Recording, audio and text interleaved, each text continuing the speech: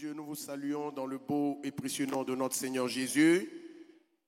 Quelqu'un n'a pas dit Amen. Voilà, que Dieu vous bénisse. Nous vous saluons. Nous saluons le premier responsable de cette assemblée et son conseil, le docteur Bangoré Dominique, qui nous donne l'opportunité de pouvoir prendre la parole ce soir. Nous voulons saluer le pasteur Gaoro et son épouse, saluer notre doyen, le docteur Do, qui est notre formateur à la faculté de théologie protestante à Angers. Nous voulons dire ce soir qu'un enfant est un projet de Dieu qu'il dépose dans nos maisons. Je reprends. Un enfant est un projet de Dieu qu'il dépose dans nos maisons. Si tu es un enfant et que tu es quelque part, regarde ton voisin, regarde ta voisine, dis-lui, je suis un projet de Dieu. Il n'a pas entendu. Plus fort. Très bien. Si tu as compris cela, je pense que ça sera bon. On va lire la parole de Dieu. Nous allons lire simplement un seul verset. Plusieurs versets vont suivre après. Et puis, on va développer la pensée que Dieu a déposée sur notre cœur et sur le cœur de l'écodime ce soir. Daniel chapitre 1, le verset 8. Je lis la parole du Seigneur. Avec votre permission, nous pouvons nous tenir levés. Daniel 1, 8. Daniel résolut de ne pas se souiller par les mets du roi et par le vin dont le roi buvait. Et il pria le chef des eunuques de ne pas l'obliger à se souiller. Merci, que Dieu nous bénisse. Veuillez vous rasseoir, chers princes et princesses du Seigneur. La pensée de ce soir et les canevas qui m'ont été donnés sont les suivants. Nous aider à comprendre l'urgence d'aider les enfants que nous sommes et nos enfants à être ce que Dieu veut qu'ils ou elles soient. Alléluia.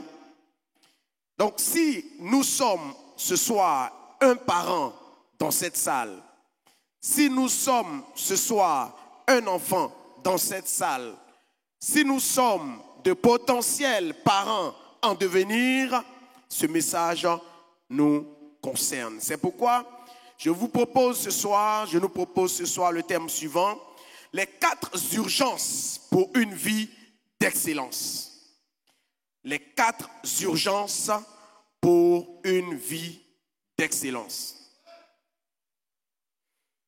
Dans son livre intitulé « Explorer votre destinée prophétique », le docteur Bangoré a émis une pensée très forte et je veux nous la rappeler.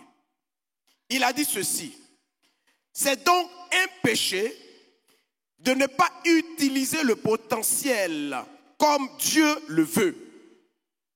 C'est donc un péché de manquer le but visé pour votre destinée. Alors ce soir, si je suis un parent dans cette salle, dans ce temps, et que je ne suis pas en train d'aider mon enfant à atteindre le but pour lequel Dieu l'a envoyé sur la terre, je suis en train de manquer le but, je suis en train de pécher. Alléluia. C'est pourquoi je disais d'entrée qu'un enfant est un projet que Dieu dépose dans une famille. Nous pouvons bien le comprendre avec l'attitude que Dieu a eue avec Joseph. Si Joseph n'avait pas été un père suffisamment responsable, un père qui était à l'écoute de Dieu ou qui n'avait pas l'oreille prophétique, je ne sais pas ce qui serait arrivé à Jésus. quand il lui avait demandé de courir en Égypte, cacher l'enfant dans un songe.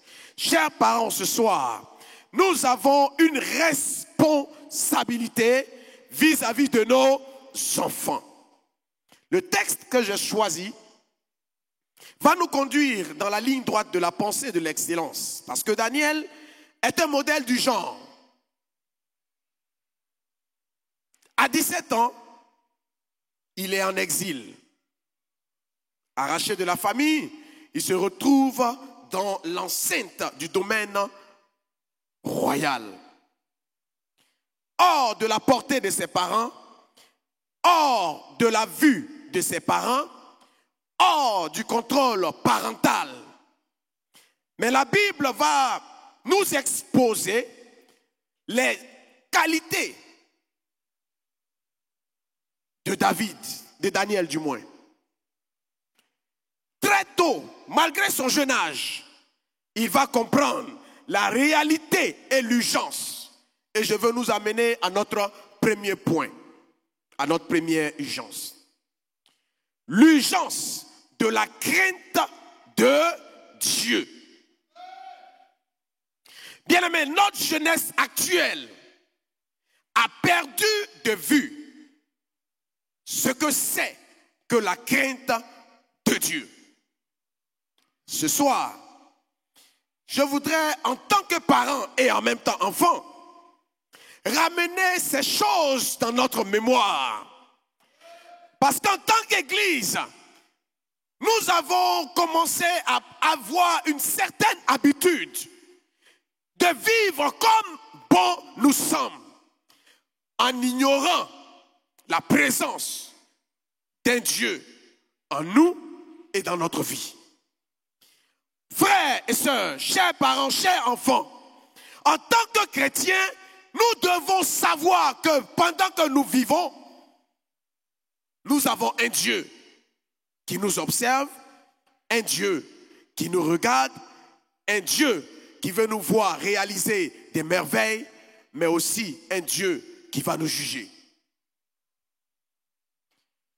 C'est pourquoi, pendant que tu vis, pendant que tu donnes une éducation à ton fils, tu dois comprendre que l'esprit de la crainte de Dieu doit être inculqué à ton fils et la réalité même de Dieu doit lui être inculquée.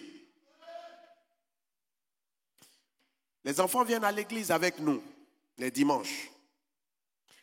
Mais 80% ne savent pas en réalité pourquoi on vient à l'église. C'est parce que maman va à l'église, c'est parce que papa va à l'église, que nous aussi, on va à l'église. Frères et sœurs, chers parents, ce soir, je veux parler à nos cœurs. Il est de notre responsabilité, au moment où le monde est en train de tuer la pensée de Dieu dans l'homme, au moment où l'école est en train de détruire l'image de Dieu dans le monde, ou tente d'enlever même la pensée de Dieu dans le monde, il est de la responsabilité des parents chrétiens, de surcroît que nous sommes, de pouvoir aider nos enfants à intégrer la réalité de Dieu dans leur vie. L'homme n'est pas le fruit du hasard. Et l'homme ne vient pas sur la terre par hasard. Quand Dieu décide d'envoyer quelqu'un sur terre, c'est qu'il a un programme avec ce dernier. De la même manière qu'on met un ordinateur en marche avec des logiciels, c'est comme ça que Dieu est le logiciel de l'homme. Tout homme qui refuse d'intégrer l'idée de Dieu, d'intégrer la pensée de Dieu, qui refuse de voir Dieu comme étant son Dieu, a déjà échoué. Alléluia. C'est pourquoi la base de la réussite de tout homme, de tout enfant, de toute famille, ou si vous voulez de toute entreprise, est la crainte de Dieu. C'est pourquoi le psaume va nous le dire. la sagesse commence par la connaissance de Dieu. Tout enfant qui veut être excellent comme Daniel, tout enfant en quête de connaissance, en quête de sagesse, en quête de discipline, en quête de réussite, doit pouvoir comprendre que la première réalité de sa vie, les premières obligations qu'il doit avoir sont celles de la connaissance, de la révélation de Dieu. Et Daniel n'a pas oublié, malgré qu'il ait été déporté. Enfant, lorsque tu n'es pas sous le regard des parents, lorsque ton père, ta mère n'est pas là, ton oncle n'est pas là, qu'est-ce que tu fais? Quel est ton comportement? Comment tu réagis? Quand tu prends ton sac et puis tu sors de l'école, est-ce qu'il n'y a pas d'autres vêtements de rechange pour aller faire autre chose? Aujourd'hui, ça se voit. Des filles, des jeunes garçons, des jeunes filles qui ont deux vêtements dans le sac. Il y a le bleu blanc, mais quand ils sortent de la maison ou elles sortent de la maison, ce sont des vêtements de rechange pour se retrouver dans des lieux où elles et ils ne devraient pas se retrouver. La double vie, la double nature. Chers enfants, chers parents, nous avons l'obligation, à l'image de Daniel, qui a compris que malgré le fait qu'il soit en exil, malgré qu'il n'était pas sous le couvert parental et qu'il était en dehors de la couverture parentale, il avait compris l'urgence d'honorer son Dieu par son obéissance à son Dieu. Chers enfants, chers parents, aidons nos enfants par notre attitude, par nos enseignements, à pouvoir avoir la crainte de Dieu. Alléluia. Il faut comprendre par crainte de Dieu la reconnaissance de l'existence de ce Dieu, la soumission totale de notre volonté à ce Dieu et l'obéissance volontaire à ce Dieu. Alléluia. Tu veux être excellent?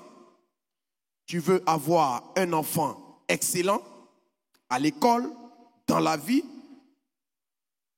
Dieu d'abord, dans sa vie. C'est la première marche. Parce que, écoute, tu peux rater cette marche.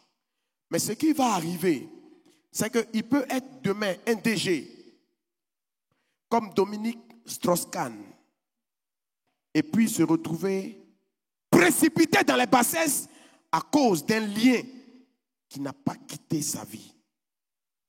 Alléluia.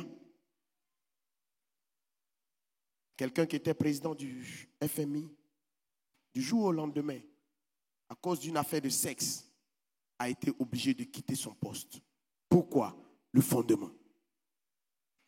Frères et sœurs, le fondement spirituel, la maturité spirituelle, la recherche de la crainte de Dieu est le premier niveau dans la formation de nos enfants.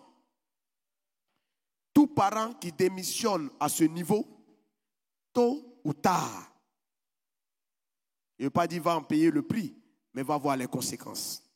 C'est pourquoi nous devons prendre le temps avec nos enfants.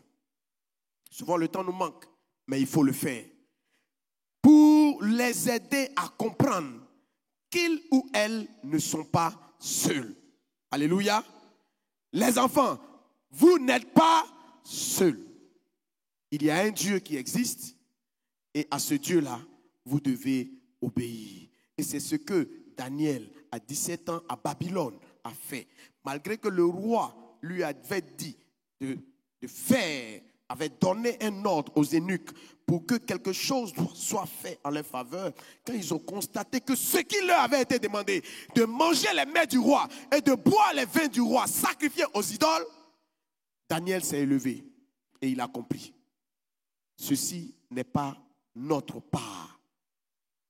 Si quelqu'un veut t'amener dans des chemins, à l'école. C'est la rentrée, on a commencé. Des amis, surtout à partir de la 4e, de la 3e. Les jeunes filles, les jeunes garçons. Je suis maintenant grand, je suis en 4e. Je peux faire ce que je veux. Ne rentre pas dans ce genre de compromission ce soir. Au milieu de 1000, au milieu de 10 000, tu dois être un modèle.